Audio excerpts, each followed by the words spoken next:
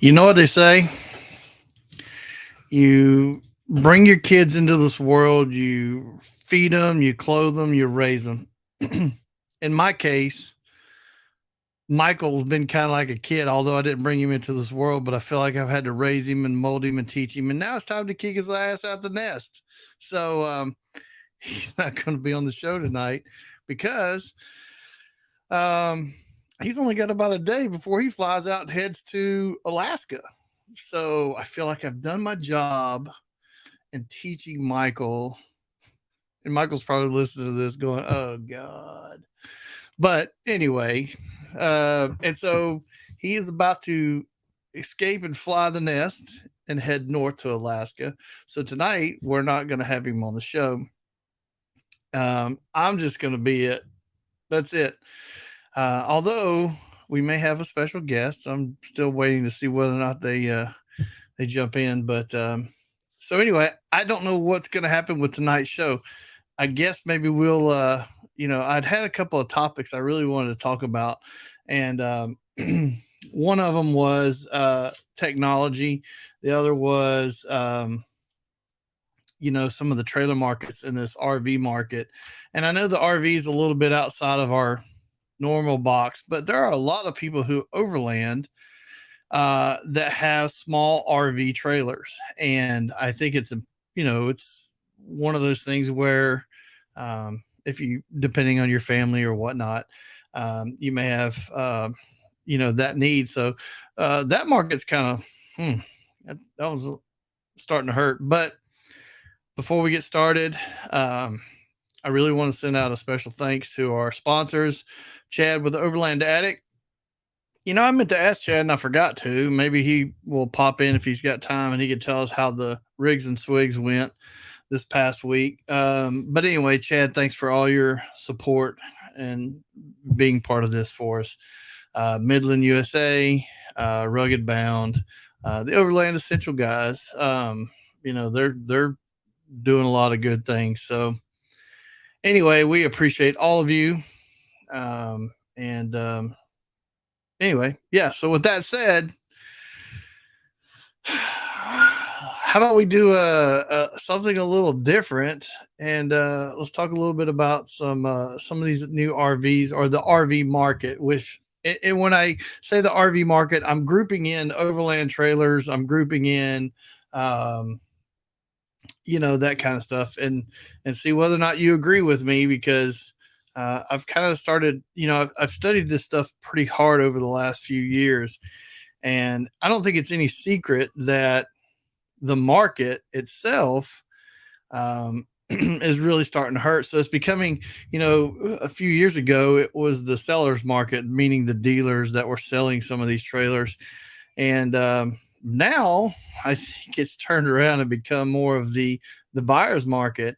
And I'll explain why.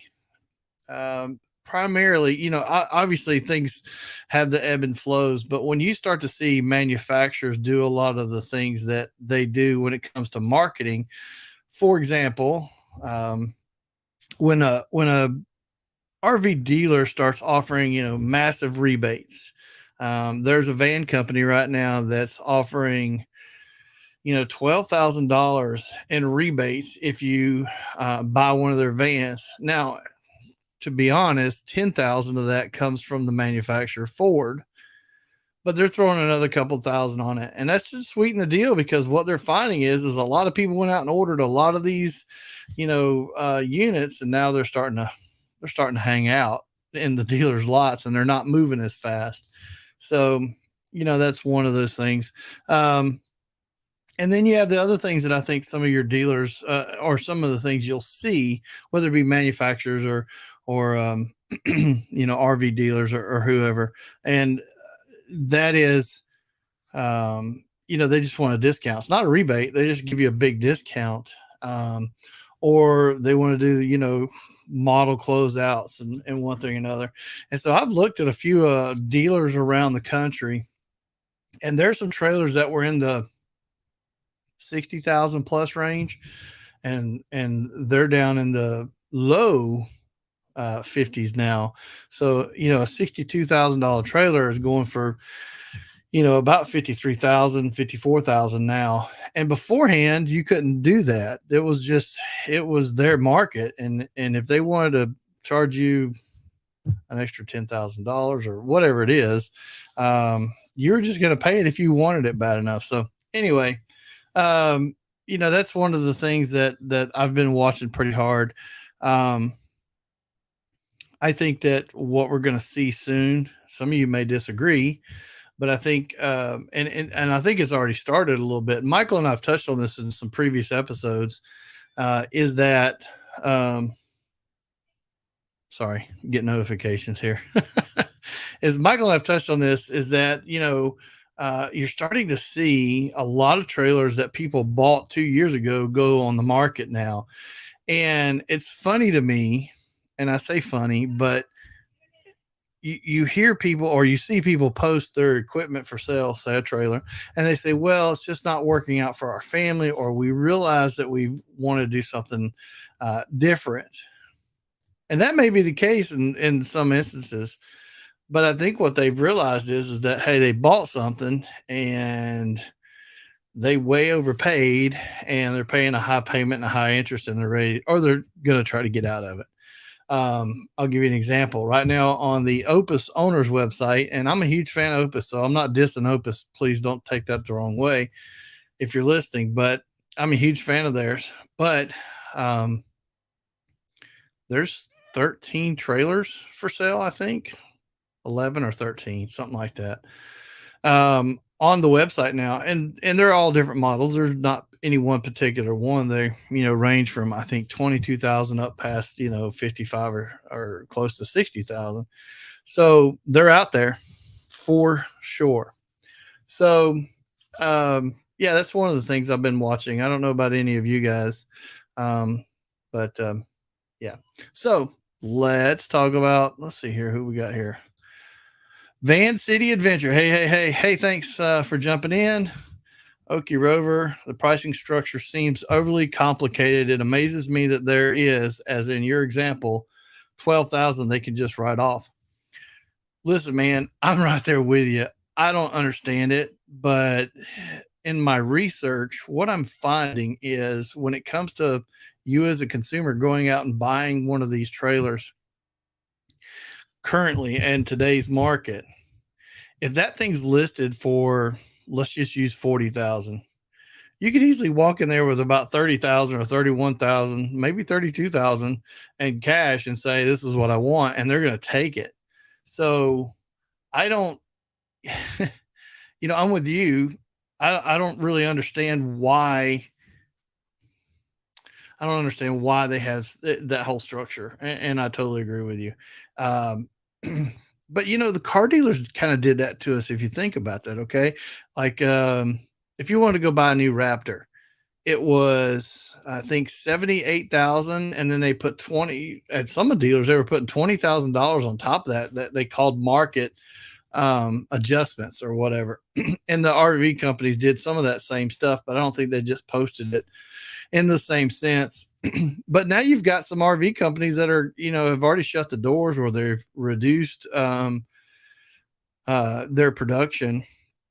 And I looked at some numbers too, also about imports from other countries where they're importing in some of these overlanding trailers. Those imports have already started to slow down. And not because of any kind of supply chains or anything like that, but just that demand. So, I think it's going to be, so if any of you are leaning towards trailers, I truly believe that the next 4 to 6 months is going to be where it's at. I think after that, they're pretty much going to bottom out in short term. And then, I don't really know what 4 is going to end up doing, but I know that a lot of companies still have 22 models sitting on their lots. A lot of RV dealerships that sell. And when you get into the niche market of overlanding, there are a lot of companies or small brick and mortar shops that sell some really nice adventure trailers. I'll give you the perfect example is my buddy Lauren at X Grid out in Las Vegas. The guy sells all kind of brands, all kind of models of trailer styles and everything. He's even importing trailers directly from Australia right now. I even took one and tried it out and hauled it to Expo West for him last year. And he does a great job, but he's doing something a little different. He's in that niche overland market. He's not one of these big, RV shops that really doesn't care about the overland trailer. They're more into trying to sell you the big class A.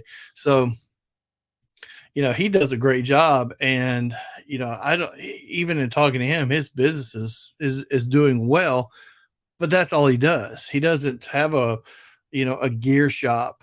And so he focuses solely on that customer service and the follow-ups and he's just phenomenal at it. So, it's working for him. I think that's where you're going to see a lot of the change in the market is you're going to see people that provide the excellent customer service, the follow-ups and that kind of stuff are going to be your successful people now. So, hey, Brian, good to see you, man. Good to see you. And Crystal says, so Crystal left a message says, so are you leaning towards trailers or campers with your new setup? How's both sounds? So I'm still going to do the Alucab. I'm just waiting on a part from Alucab before I can actually, finish it. But I have taken on the kind of the role of helping another trailer company. I have one of the trailers sitting out here. It's an adventure style trailer. So, and I like to refer to it more of a gear trailer. I like that setup. I like having the gear trailer behind you. It's a small trailer. You can throw tons of stuff in it. You can turn it into a base camp if you want. With the Alucab, you can just close it real quick and take off down the trail. You can leave the trailer behind with everybody else or whoever and have a base camp. So it's a little bit of the best of both worlds. Plus, they don't weigh a lot. So, Crystal, honestly, I'm going to have both at least for a while. I am helping design a new trailer for them. It's a theme specific trailer. Actually, there's a couple of them I'm going to help him with. But so, yeah, I'll do both. So, Okie Rover, just sell it for the best price you can. There really that many suckers out there. Yeah, there are that many suckers out there.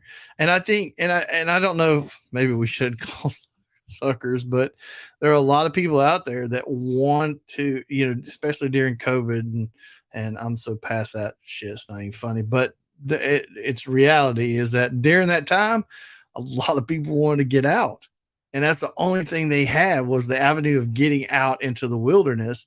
And so they were stuck. They had to pay the price. And I think now a lot of them are sitting on things that they realize that the value of it is, a third to half of what it was just a couple of years ago. And that hurts. I mean, that hurts.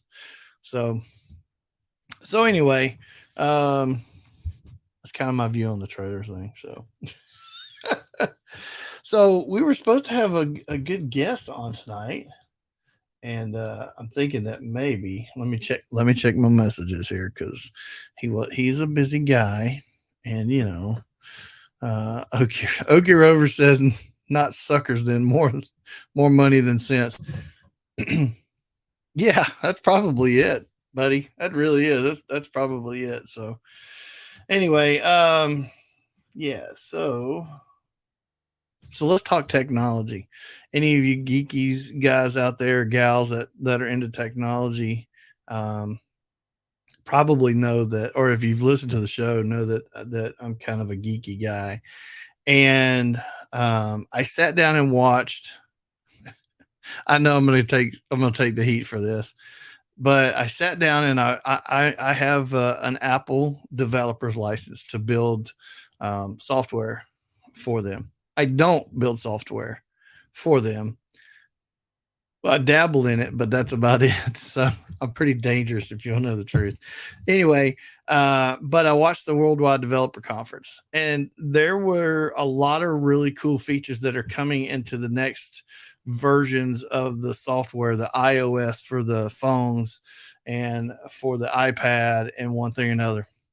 But there's one thing in there that I I'm gonna use a phrase that Michael likes to use. I'm super excited. Sorry, Michael, I had to make fun of you, brother. Um, is when you're out, let's say you're riding a trail, right? You got your iPhone out, you're taking pictures, right?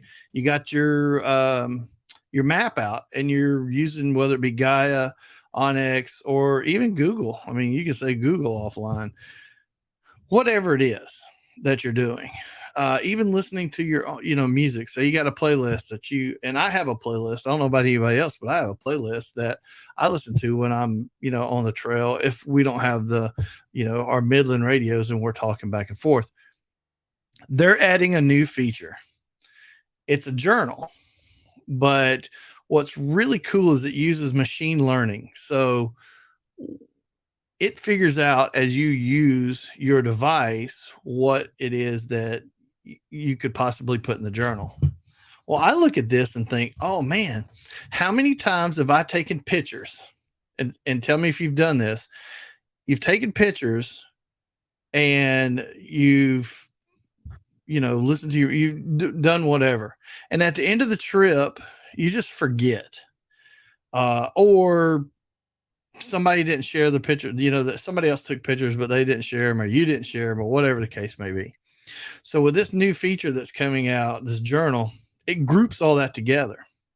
And what it does is it says, hey, Lee, here are the photos you took today. Here's the music you listened to today. And here is the route you drove today. And there's something else I can't remember now. Damn it. I had it, but I lost it. Anyway, so it groups all those together and it says, do you want to write a journal entry and save this? And so you have the option of sitting there, doing the whole typing thing, right? Or you can just sit there and do the voice to text. So you can start it and go, yeah, today we took off on Forest Service Road, blah, blah, blah. And it puts all this stuff together and it's encrypted.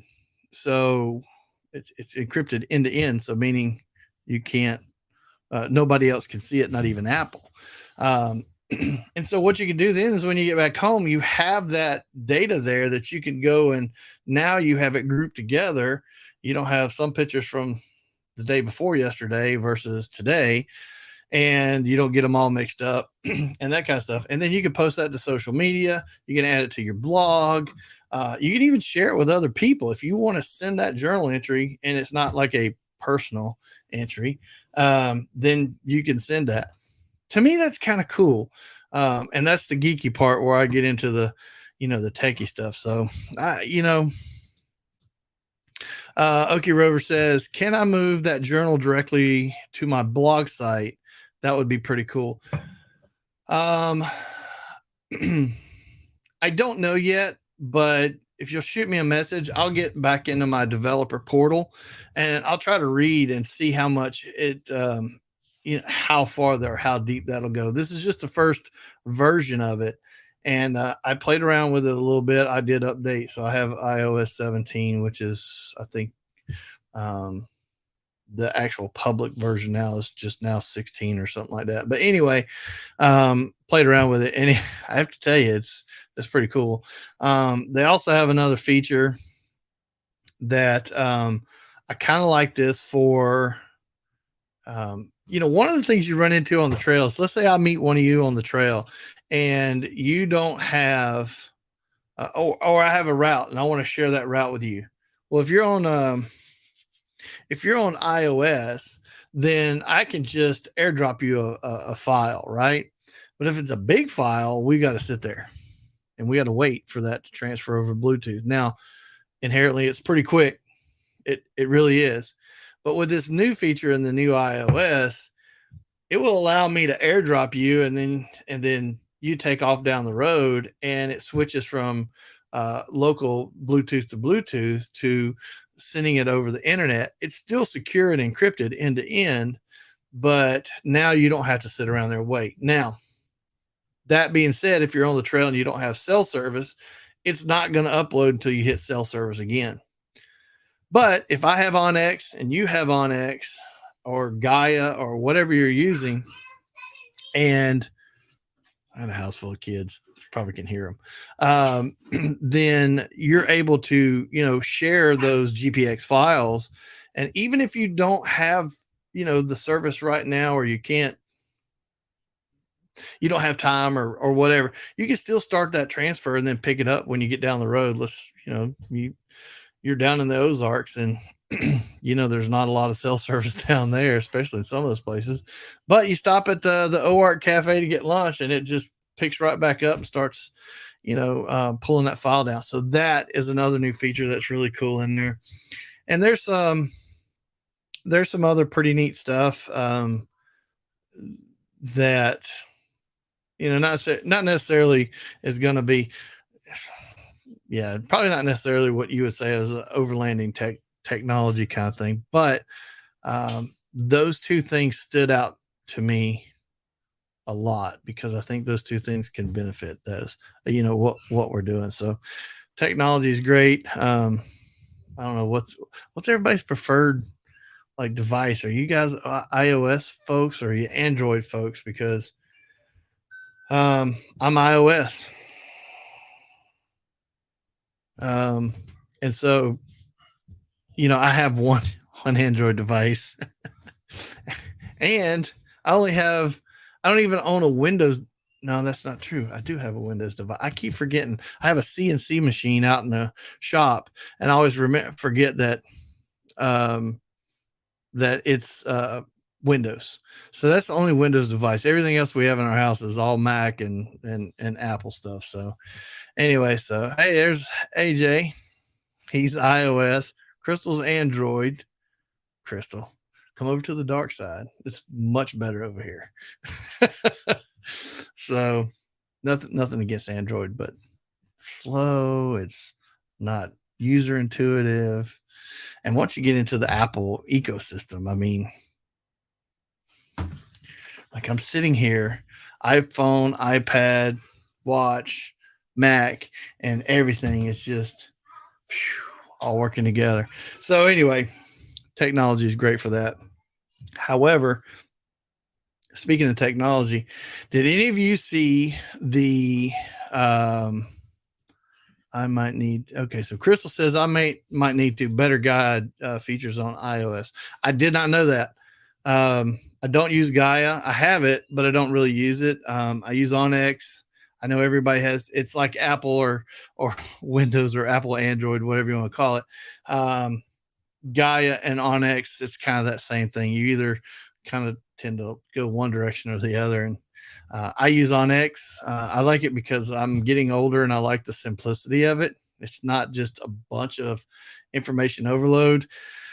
Plus, a lot of their information that's on there that is considered layers in Gaia is already just kind of built into the map. But, that's neither here nor there. But so, Okie Rover, Android. I am but a simple caveman. Your iOS frightens me and confuses me. I know lots of people that feel that same way. So you're not alone. I promise. But I do think that the majority of the people that try it, once they'll struggle in the beginning, just like with anything else, you're going to struggle a little bit. But then all of a sudden that light bulb goes on. You're like, oh, I get it now. I get it. And so then it becomes a little bit, easier, I guess, if you will. But okay, I was going somewhere with the so did any of you see, and if you haven't, on Instagram, Chad from Overland Addict, our buddy Chad, posted a reel that Garmin, they have the little switch panel, which is like the S Pod. And these things are really cool because they're solid state design. So there's not, it's not a whole lot of parts and pieces. You can shorten the runs of your electrical wires into it, and you use the little keypad, punch pad, or whatever you call it, to turn on your accessories or turn them off. Well, Garmin makes one, and it's worked with the Tread and the Overlander and some of these stuff. Well, now they've got it incorporated. I'm not even sure how. would imagine maybe through your phone, because you have the app on your phone too, on your Apple CarPlay. So you can literally have your phone plugged into your vehicle with the Apple CarPlay and hit the app, and the screen has all the little icons that you would have either on your phone or on, say, a tread or iOverlander device. And so, and you just touch the screen and it does the same thing. That's cool technology. I don't know if y'all can hear that or not, but my grandkids are here from Utah, and that's my grandson, and he's just turned 3, and he's loud. Damn, he's loud. And then on top of that, the dogs are all excited because we have, the puppies. So on the other side of that door, it's a zoo. I'm just telling you now, it's a zoo. Anyway, so if you haven't seen that, if you're on Instagram, I don't know if, let's see if you put it on. Um, Hold on. Let's see if he put it on Facebook as well. So, yes, he does. He has it on Facebook. So, man, this is real. I just think this is really cool. It really is. Yeah, it's on Facebook because apparently I commented and I didn't even realize it was on Facebook. But hey, there you go. So anyway, yeah. So, um, hang on 1 minute. I'm in the middle of ah things are crashing here. Hold on. Technology, right? Where is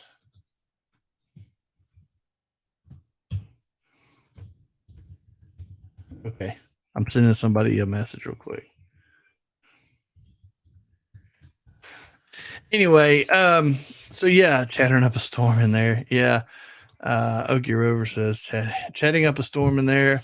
Our youngest grandkid is almost 3. So yeah, I have 2 grandkids, and this weekend, my second oldest daughter, who just finished her master's last month, is getting married, and then she's going to work for a while, and then I think she's going to try to get her PhD. I'm not really sure, but anyway. Okie Rover says iOS superiority in action. Yeah. No, it's more like user error. It's I probably shouldn't use this, but I'm going to say it anyway because I mean, you only live once, right? So computers and women are the same way. As long as you got the right keystrokes and you're doing it right, everything's good. The moment you hit the wrong key and the wrong keystroke, you get locked out. And so it's just how it is. Anyway, so yeah. So anyway, let's move on here. So we've talked a little bit about I know what I was going to tell you guys too. When I was at and Michael and I didn't really get a chance to talk about this much, but when I was at Expo West, there is an enormous amount of battery companies and battery technology. I mean, I couldn't even begin to explain it all to you because still batteries and that kind of stuff are a little bit Greek to me. But anyway, but the battery technology and the battery stuff. So here's one of the things. There's a company out that was at Expo West that had batteries that were mini versions of what you would call like a Tesla car battery or something. So they were, I don't know, long. Probably one of them was probably a good 28 or 30 inches, maybe long, but it was only, that thick. It wasn't a big battery, and it's made to put in places that you wouldn't normally store a battery. I could only guess, like behind a seat back, maybe, or, the back seat, or, somewhere in a trailer in a small spot. I don't know. I don't know much about them. I don't know if they had battery management systems on them or what, but they were still cool. And there was a lot of that kind of stuff. Okie Rover wants to know if they were lithium ion. Yes, I'm pretty sure they were. How about this? When I do the show notes, I'll put a link to a video um, that I happened to stumble across too after the show, where a guy had did a quick little write up on him. So those were pretty cool. There there was just a lot of technology. It's, I mean, everything now it seems like is controlled with an app, and even in this overlanding world, I mean, even the motorcycle stuff, the adventure bikes. I mean, these guys are using, they're putting like um, mini iPads on their bikes and they're wired in. I saw one today where you can actually mount a device on an adventure bike and plug your phone into it, and you have basically Apple CarPlay, which I need to read some more about it, but I don't know about you guys, but why not just use your damn phone? Just Bluetooth your phone to your helmet and you got music and you can talk or whatever. I don't understand it, but it did have CarPlay. And I was like, what? For an adventure bike? But, and that's a whole nother growing segment.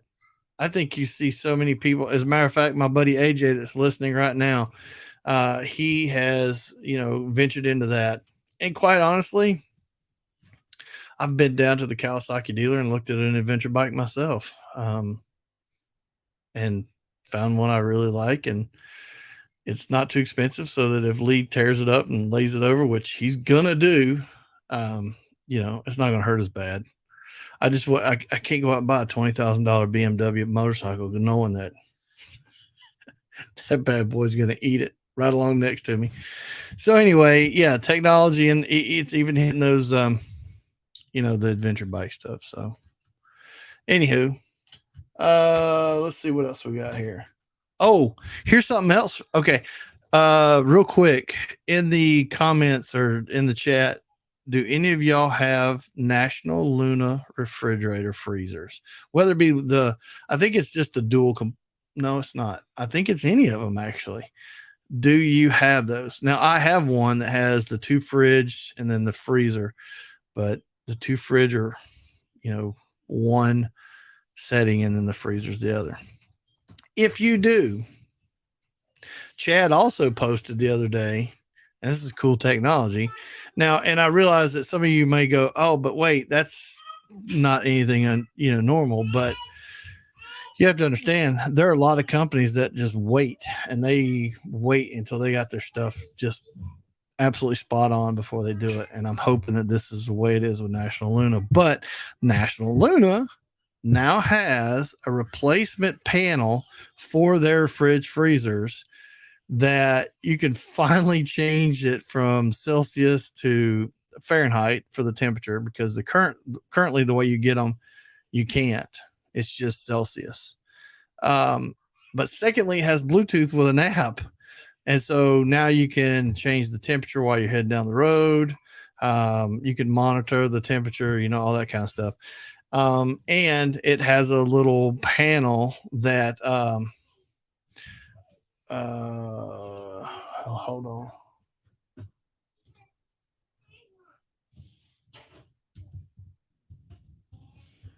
on. It has a little, it's just a panel replacement. So I want to say it's maybe around $200. I'm not sure. You get to ask Chad, but if you happen to have a National Luna, that is one cool little upgrade, and I'm about to do it. Actually, when I go up to my daughter's wedding, I'm going to stop by Chad's place and pick mine up. When I get home, I'm going to replace it, and I'm actually throw a video together. I don't know. It's just not my thing, really. But anyway, whatever. So yeah, that's a cool little thing now. So it just shows you how technology. Oh wait, Chad's in here. Says, and if you have a dual zone, the upgrade allows you to turn one of the zones off if you aren't using it. Okay, so it's $150, Chad says. So if you have a National Luna refrigerator and you want to have the Bluetooth app and you want to be able to read things in Fahrenheit, because I get confused with Celsius, even though I used to use it a lot in flying. I don't use it anymore, and so I've kind of lost that. But anyway, so yeah, that's it. Hit Chad up at Overland Attic, and he's he says they're $150. So, hey, here is my special guest tonight and co-host. So he's going to co-host, and in all fairness, even though it's halfway through the show, it's more my fault because I sent him the link on Instagram and not his email, which I just completely forgot that I had his email. So it's all on me, as Michael likes to say, hashtag it's all Lee's fault. Boom, there you go. But the guy that I have tonight, I reached out to him and I was like, come on, man, you want to co-host with me tonight? He's a super nice guy. He creates some epic content. He's a great storyteller. He's he's just a really good guy, family guy, and he's passionate about what he does. And he lives in a part of the country that, quite frankly, I wish I lived in. But anyway, here is our buddy Will from Venture to Rome. Hey, can you hear me and see me okay? Perfect, man. Right on. Hey, I am sorry I'm late. I just got off the trail. So I checked my email and I saw that you sent the link, and I'm late, but I'm here, man. I'm here. Let's do it. You're here. You're here. We've been talking. So I've talked a little technology tonight. I've talked a little bit about the RV and trailer market and kind of some of the directions that I think it's going. Oh yeah. And so, because anyway, we've had that whole conversation, but hey man, what's been going on with you?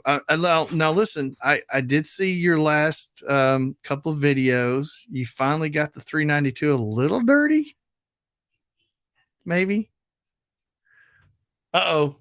Did you he froze for a second. Are you there?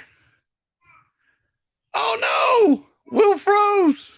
Oh rats. Okay, well, I don't know what happened. He froze. He's got this deer in the headlight look. Oh geez. Anyway, so maybe it'll pick up here in a second. I mean, I don't know what happened. It was going good too. Technology. Crystal is right. It is technology. Hold on. I know what may be happening here. It's probably not, I don't think it's on my end, but we're gonna see. Nope, not on my end. Come on, Will. We're rooting for you, man. Oh, geez. Okay, well, let's see. All right, he jumped out, so hopefully he's gonna jump back in here in just a second. But am I here? Am I back? No. There he is. You're there. Oh my gosh.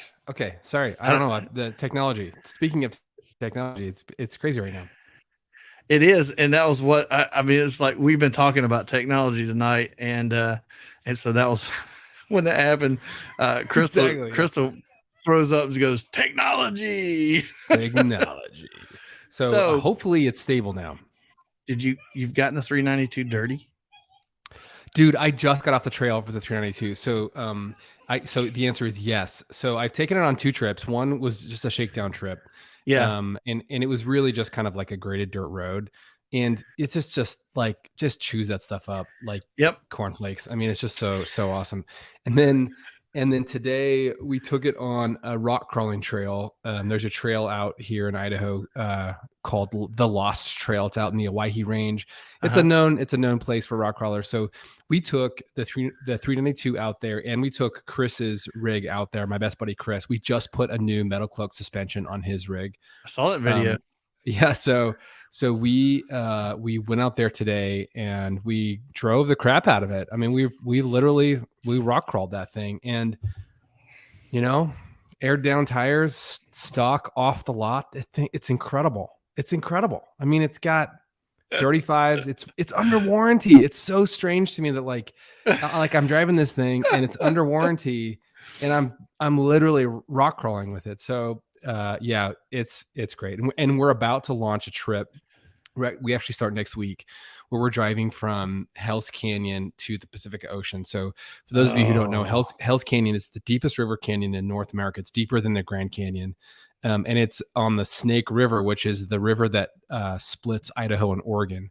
Yeah. And so we're driving from the most eastern point of Oregon all the way across to the most western point on the Pacific Ocean. And so I've just been in like install mode, dude. It's like I can't, like I've got to get this thing ready to go. Just all the overlanding stuff that you need to do that with, and so it's great, right? Like the install videos that are coming out from Rome are going to be insane. It's like everything has to get done to this rig. Man, that whole thing when you get a new rig and you start over. Oh Yeah. my gosh. Yeah. You end up now, Will, tell me this. Have you like so when have you emptied out the fin, or is it you still No, have it all set up? no, Finn, we're Okay. keeping Finn. Yeah. Oh, okay. I was thinking you were gonna like still keep it, but not overland it as much or something. But yeah. No. Right now we're so like on this Oregon trip, we're gonna do a 2-rig setup. Ah, So nice. yeah, so we're gonna have Finn as kind of like standard overlanding setup, and then we're gonna have my 392, which we have named Finnegan. Um, and that's going to be just kind of I guess it's kind of for show, but I don't know if it'll arrive in time, but I've got a tent and a rack and an awning that I would love to have on. I just don't know if I'm going to get it on in time for this trip. But the idea Ah, is that we have a 2-rig setup. So when I'm going on my own, yeah. or when it's just me and Kate, we can use Finnegan, which is the 392, which just has a 2-person kind of wedge pop-up tent. Yeah, yeah. And then when we're bringing the whole family, we'll either bring just Finn, the JKU with a Right. 4-person tent on top, or we'll bring both and the kids will sleep in one and we'll sleep in the other. So this is our solution to having a trailer. So we Right. were kind of thinking about getting a trailer or not getting a trailer, which by the way, I'm still going to test some more trailers. I've got a new one coming that's going to be super weird and crazy looking.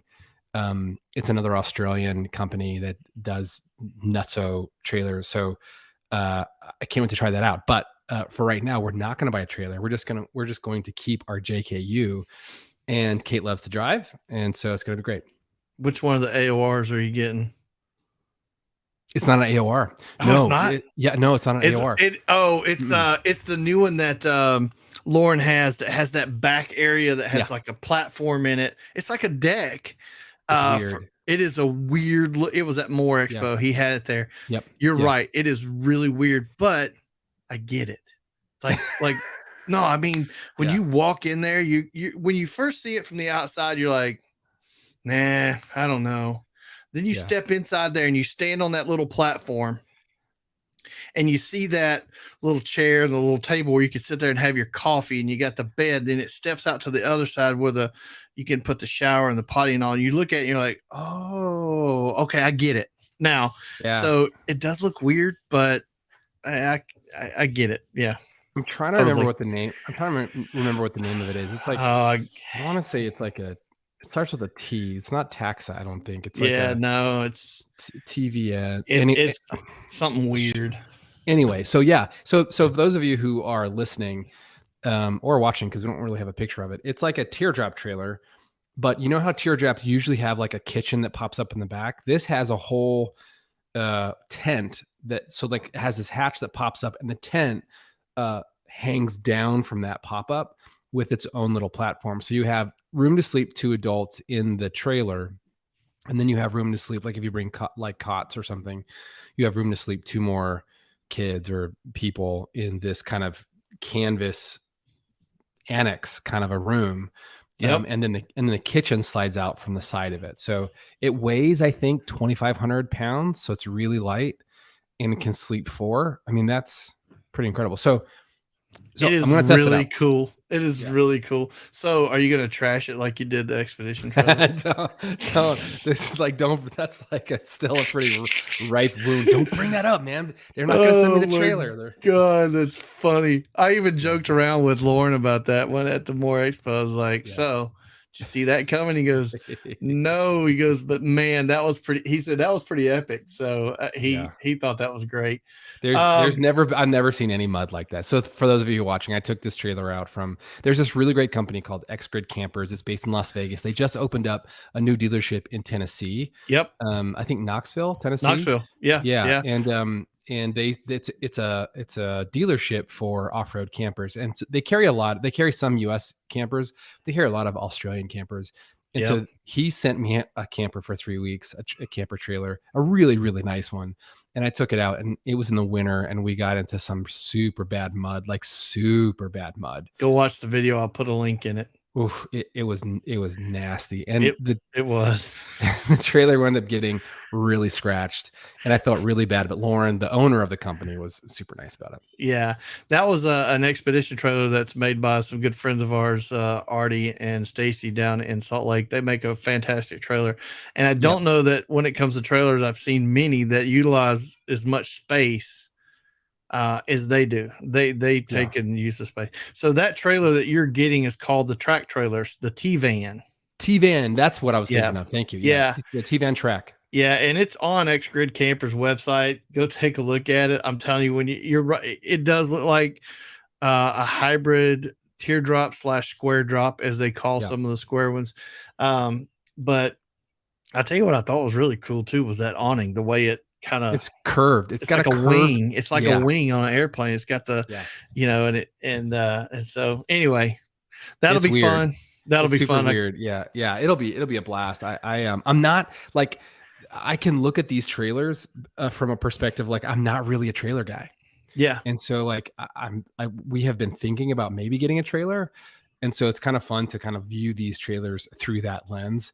But I'm so impressed with what they're doing with trailers, the technology, the construction. I mean, the price is insane. It's insanity how much these things cost, which is one of the reasons that we decided to just keep a Jeep.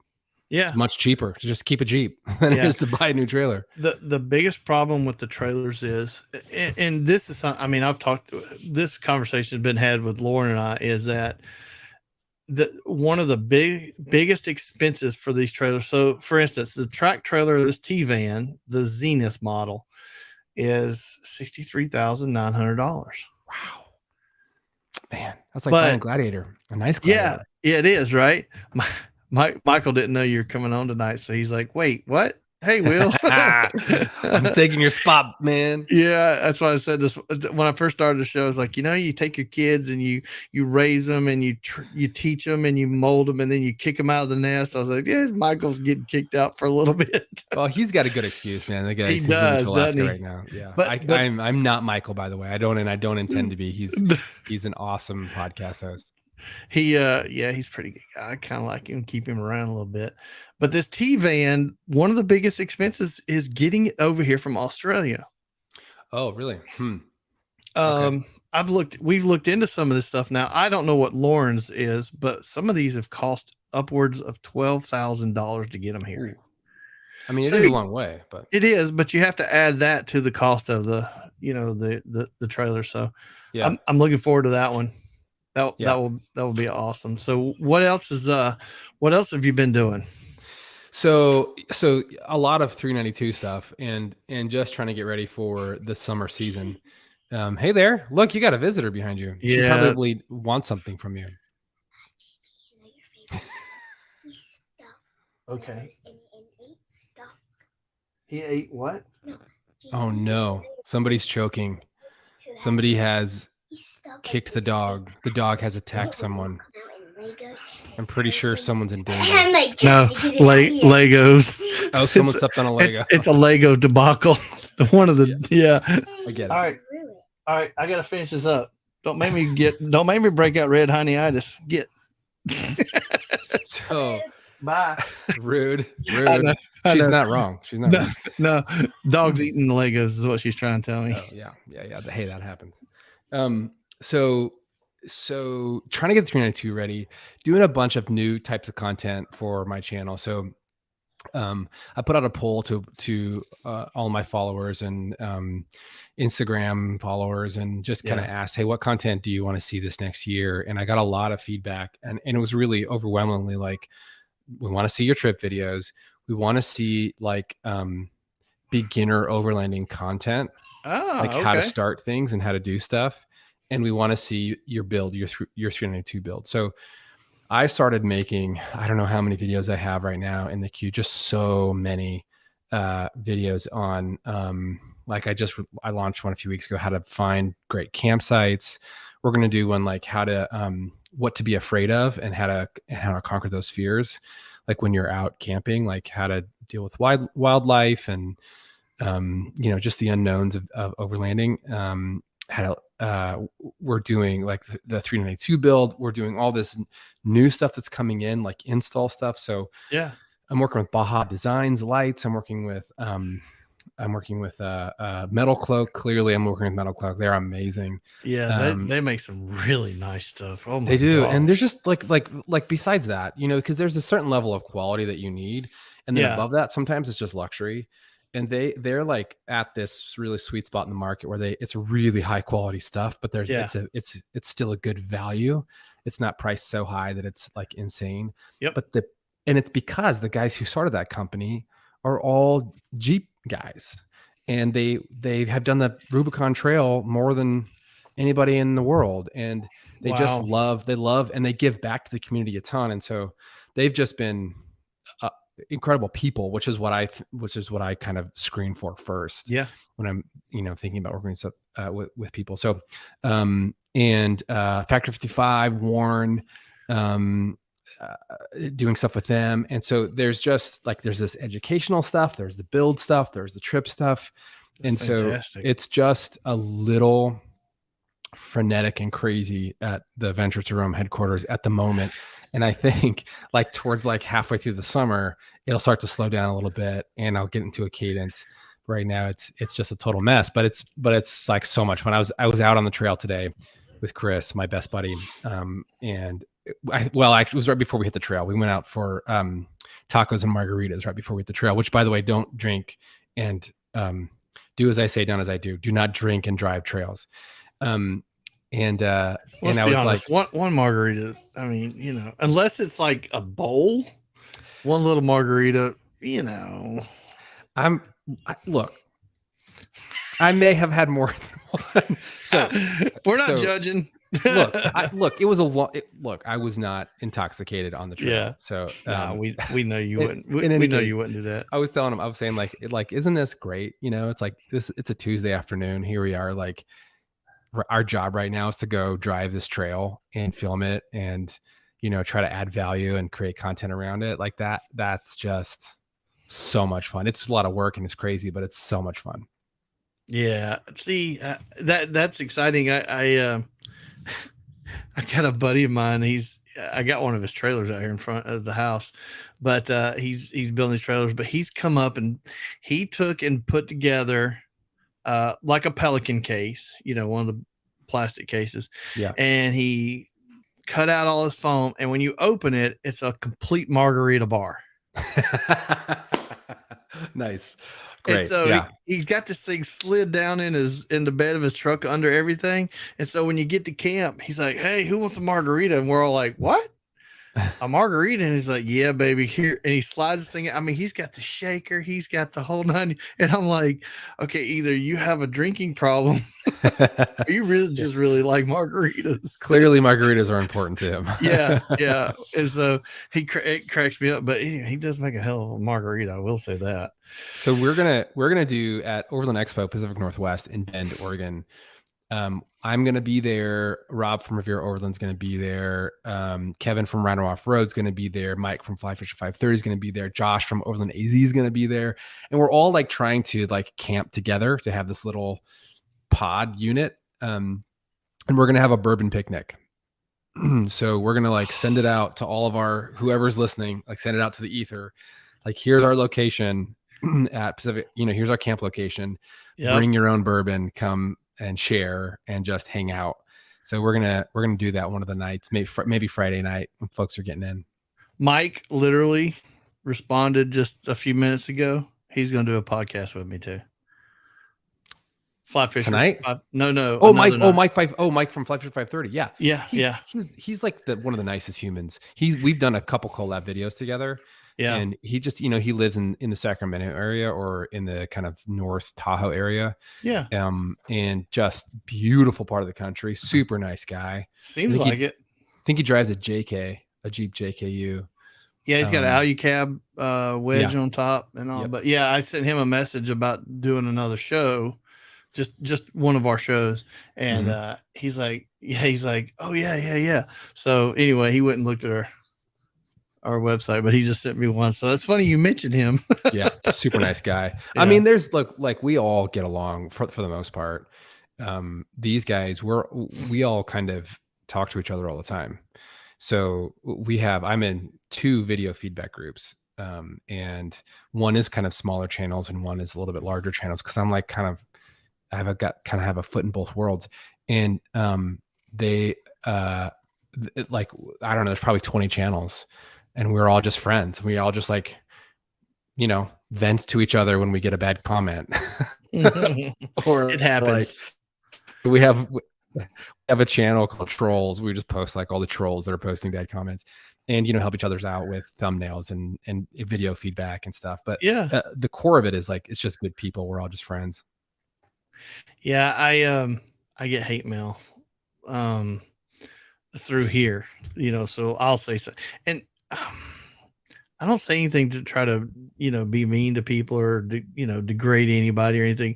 It's just me having fun and joking around, and sometimes people get a little upset, and I get the hate mail, You and know, I don't take it personally, because yeah. usually when I read the hate mail, I'm thinking, I think you really just you completely missed the whole purpose of the comment, and that whole part of the show. You Yeah, you just you totally skipped over it and formed your own opinion, which didn't even really fall in line with what we were talking about. So totally. I'm so I like I have 2 thoughts on this, Lee. I think that one, when you post something publicly like this or like a yeah, YouTube video or whatever it sure. is, you just have to accept the fact that people can say whatever they want about it. Yep. And Agree. sometimes like you have like a great conversation about it, about Yeah. whatever there is they're commenting on, and sometimes you can't, right? Right. They're just beating you up or they're just having an opinion. Fine. The other thing is um uh that there's like 2 levels of commentary that happen. And I think that what's lost in like the second level, like the super negative, like the gotcha level, is intent. So Yeah. we often say context matters, but I would say like intent matters, because when you talk as much as you do publicly, Right. that's recorded for in perpetuity, and it's me that I'm trying to make these videos. We're gonna say the wrong thing. Like Oh gosh. we're Yeah. gonna say the wrong thing, but intent really matters. Like if our intent is good, and our intent is like not to be disparaging towards a group or towards someone else or whatever, like that's really really important. And there's no way you can clarify that in the comment section. Yeah. Yeah, no, and I don't care what you're right. I don't care what you do. It doesn't matter. You could go through and think that you have done the perfect show. You've not said anything wrong. You were articulate in what you said, and inevitably somebody just they find something, they pick it out, and I just kind of Dude, don't there worry are about people it. who have podcasts in this space, in Oh yeah. overlanding, who have podcasts that are just trolls. Like they have a podcast and what they're doing is just watching YouTube videos Yep. and trying to make fun of people. That's it. That's their whole thing. So it's like, yeah, that stuff exists. You just gotta like I'm view it through the I'm right not gonna lens. lie. We like to poke fun at people, but we like for people to poke fun of us, and we like to joke about us too. I mean, God knows, like earlier, I said that Michael. We literally had stickers made that said hashtag It's all Lee's fault. Every time I screwed up when we first started this thing, I mean, it was just like it's all Lee's fault. But Yeah. we and you're right. We do talk a lot, and I'm not gonna swear to it, but I got an email a while back, and we have. Well, let's look here real quick. We'll see what we have. We have 348 episodes on YouTube right Wow. now Holy cow. of this show. And so, it inevitably you get a little bit of something. So Yeah. it's okay. Totally. And you know what? You know what? Some people wake up in the morning and they want to be outraged. And Yeah. that's okay. Like they can be outraged at my like super positive YouTube video. And if that makes their day great, then what do I care? Jason says poking fun is completely different than trolls. Oh, I totally agree with that. Yeah. Yeah, I mean, listen, But there's if go ahead. Go ahead, Lee. you have to have humility in yourself. You Yeah. know, if you're not, if you can't make fun of yourself about the things that you screwed up on, and you and your buddies can't make fun of you, then honestly, you really don't have a place to make fun of anybody else. I mean, Yeah. it's just gotta go both ways. But a troll. So like a troll is a different category. Jason nailed it because like trolls, they're not trying to have a conversation with you. They're not trying to engage. They're No, just trying to say something ridiculous. And so like I actually appreciate the trolls because there's like an art to being a really great troll. And like when you get one of those comments, sometimes I'm just like, bravo. You know what? That was a good one. That was really great. Well worded.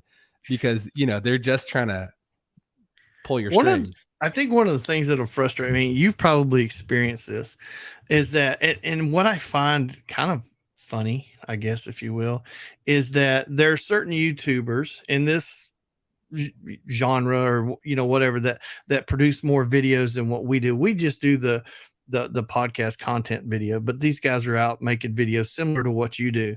And Mm-hmm. what's funny to me is that there's only a couple that you will see in all the groups on Facebook, and they leave these condescending remarks. Mm-hmm.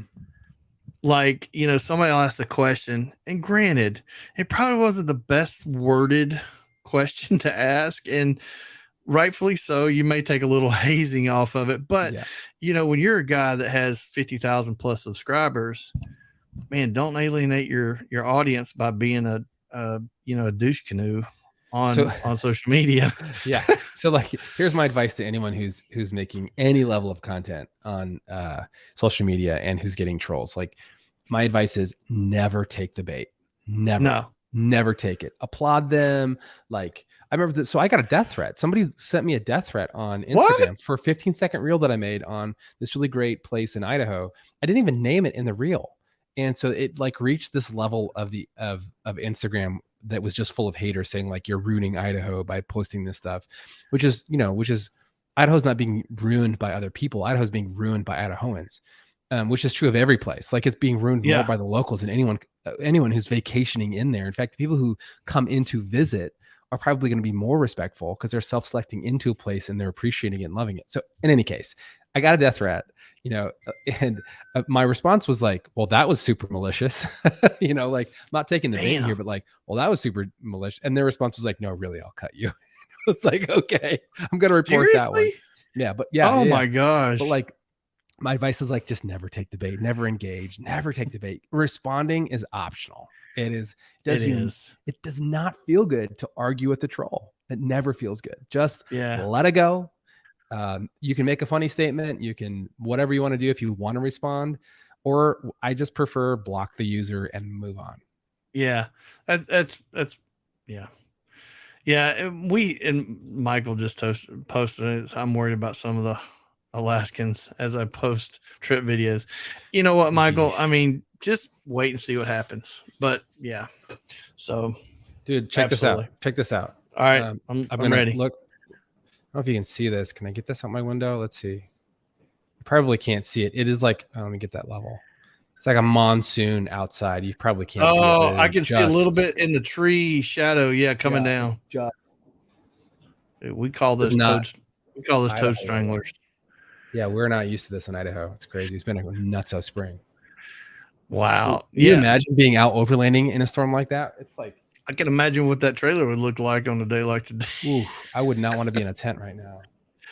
Oh man, we were at Expo West. It come a pouring down rain and hailing, I posted a video on my Instagram. But yeah, we were underneath the ostrich wing and had the fire pit going. I mean, literally, we had to put on sweatshirts and all that because it was cold and it was raining hard. But anyway, dude, let me tell you about the worst trip that I've ever heard of. And this is from my buddy Sean over at Storytell Now.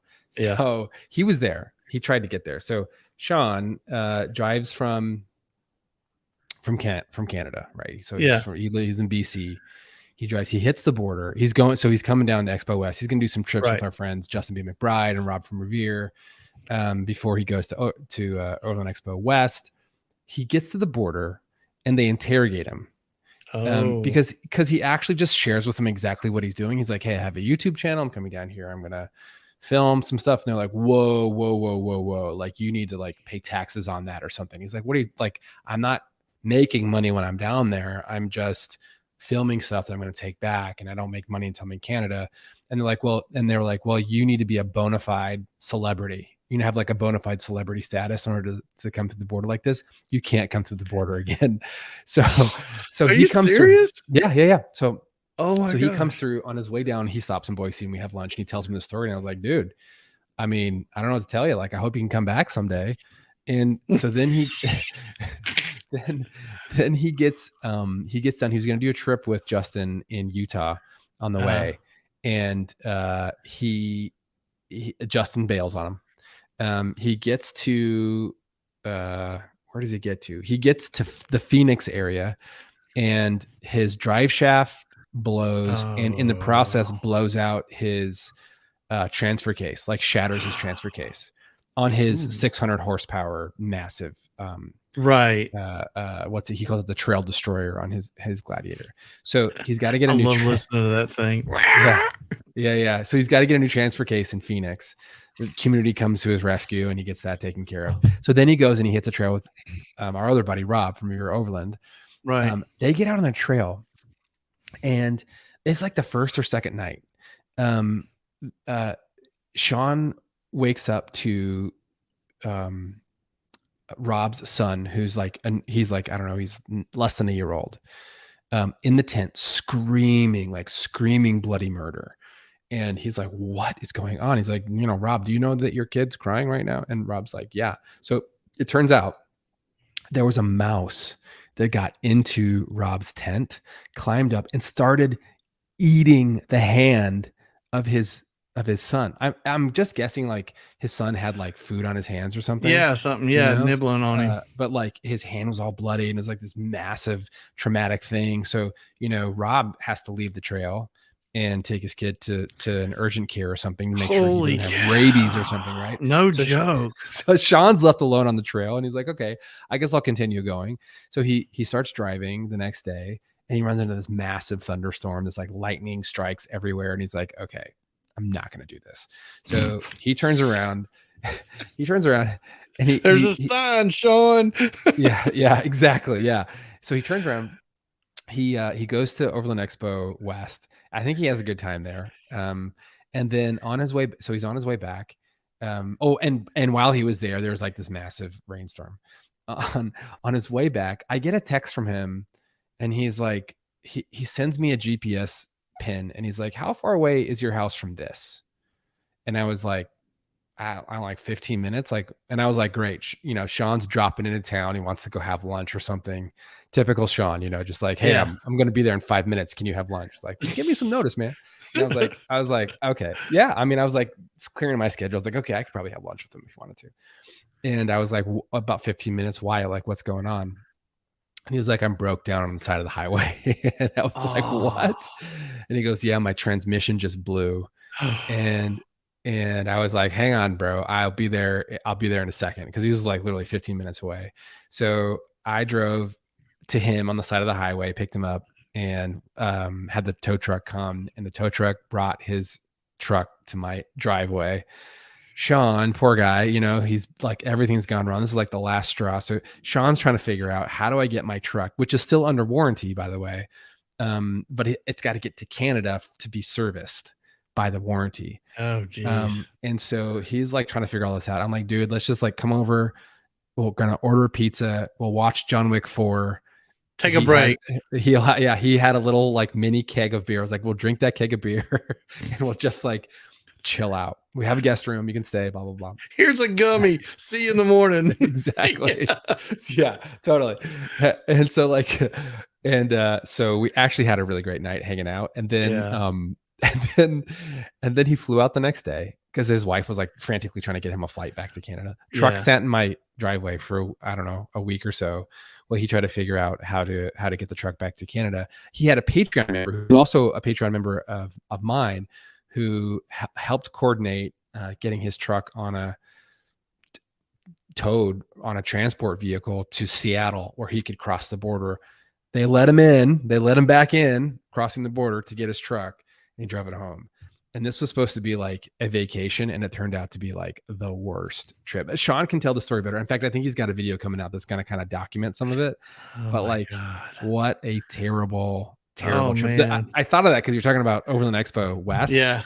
And like your rainstorm is like, yeah, I'll up you a rainstorm with like a blown transfer case drive shaft, a blown transmission, and like being treated like a terrorist at the border.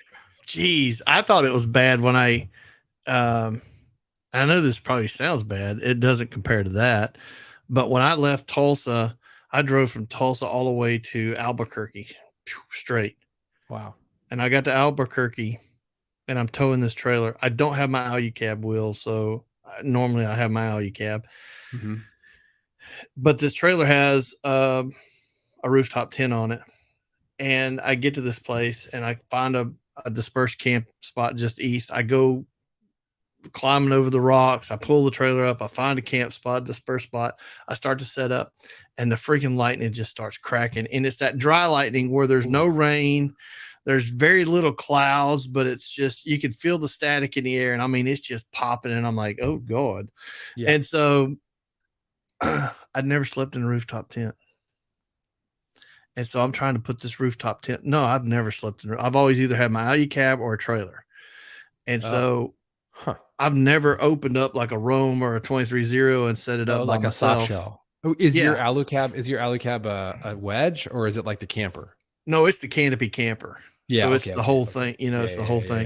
Yeah. Yeah. And so I proceed to try to put this thing together. And of course, had And- anybody been anywhere near me and heard the amount of the Bad words, the swearing. yeah. Yeah. And so I'm trying to get this thing out. The lightning's popping everywhere, and I look up, and there's this beautiful rainbow. And I mean, it's one of those rainbows that, I mean, it was real clear. Yeah. And I was like, okay, I just need to take a breath. And I finally got it set up. I got in the tent, and I mean, it just poured. And then it started popping lightning again, and it poured and popped.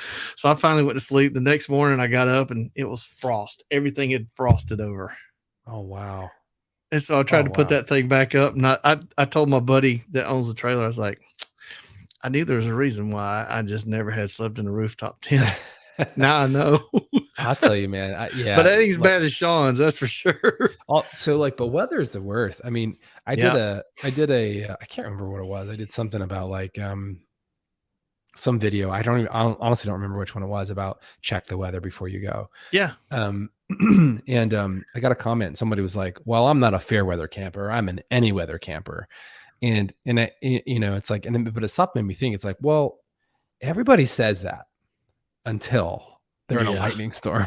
Yeah. Like there's no human. I don't think it's natural for humans to be in a lightning strike storm and not be like wetting your pants, because it like feels like you're going to get hit, especially if you're in a field or if you're like on top of a mountain. I mean, there's nowhere to go. There's no safe place. You just have to hope you don't get hit. If you've ever done that dry lightning where it's the storms are rolling through and it's not raining, everything's still dry, and it's that lightning where you see the flash and it's an immediate crack. Yeah. And you're talking to a guy that's been struck by lightning like 7 times. So, so I used to live in Kansas City, man, and Midwest storms. They're brutal. Were the worst. I've never seen anything like that. I mean, lightning strikes that like it's hard to describe. They're not the little crackly, little like splintery ones. It's like Zeus is throwing like a bar of just like these massive lightning strikes. They would hit so hard they would knock things off our walls. I mean, that's enough to make anyone feel mortal. There's a house not too far from us that the lightning struck the tree beside the house a couple years back, and it literally took all the rocks off the side of the house. Like just they crumbled. where Oh it my had, god, I yeah. guess it bounced off of, I don't know, but anyway, it just on that one corner of the house, all the rocks were on the ground. So yeah, Yeah. you're right. This That's Oklahoma insane. and It's nuts. Midwest stuff. But anyway, so well, we're just a little past an hour on the Yep. show. Thanks for coming and hanging out with me and Dude, I always have fun co-hosting. hanging out, man. Yeah, you bet. Anytime. This is fun. So I really appreciate it, and my apologies because I screwed up, and I just I don't know what it was, but I was like, oh, I'll send it to him in Instagram, thinking, and then I thought, well, he's not on Instagram right now. I was like, do I have his email? And then I looked and I was like, oh crap, I do have his email because I sent him my sponsor deck thing to look at that time. So I Yeah, got yeah, his yeah, yeah. email. Yep. And so anyway, but nah, No I worries, really man. appreciate I really do appreciate it. But anyway, Michael, I know you're probably still listening. You'll be flying out Thursday morning. I think it's Thursday morning. So safe travels to you, brother. I wish that I was going to be able to actually see you before you left. But I'm glad we got to hang out at more, and I'll who knows, maybe I'll wheel through Boise and get Will to go with me to Oh, Alaska. dude, you're speaking my language. What an adventure. What an adventure Michael's on right now. It Moving to is. Alaska for I all the good and all the weirdness that comes with Alaska. Yeah. It's just going to be such an adventure. Yeah, we saw one of our buddies the other day posted a picture. He's up in McCarthy, where it's that remote place that they did the TV show on. Oh And yeah. he was on his adventure bike, and he had a backpack with his Australian Shepherd in the backpack, and they were riding around. It was pretty cool. So Yeah. anyway, but yeah, Michael, man, look forward to having you back on the show with me. Probably in a few weeks, I'm guessing. He's got to get up there and get settled in. So I'm not sure who's going to co-host with me next week. But we'll have somebody. And Will, again, thanks, man. I really do Yeah. appreciate you hanging out with me, and I You love bet. hearing your stories and following you on YouTube. And so if there's those of you who don't know, Venture Two, the number two, Rome, is Will's YouTube channel, and you could give him a follow. And he's a great guy, and produces some fantastic content. So Thanks, dude. anyway, with that being said, hey everybody, thanks for joining us. Thanks to all our sponsors, and we'll see you next week. Have a great night.